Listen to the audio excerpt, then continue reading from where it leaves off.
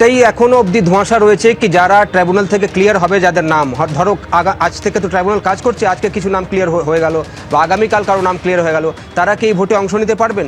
সেটাতে ধোঁয়াশা থেকেই গেছে। কেন কি এর আগের যে হিয়ারিংগুলো হয়েছিল সেটাতে আমরা একটা সুপ্রিম কোর্ট থেকে আভাস পেয়েছিলাম, জাস্টিস বাগচিরি অবজারভেশনগুলো ছিল কি হয়তো তারা এই ভোটে অংশ নিতে পারবেন না, কিন্তু তারা পার্মানেন্টলি ভোটাধিকার থেকে বঞ্চিত হবেন না, তাদের ভোটার লিস্টে নাম যুক্ত হবে এবং তারা পরবর্তী ভোটগুলোতে ভোটদানে অংশ নেবেন।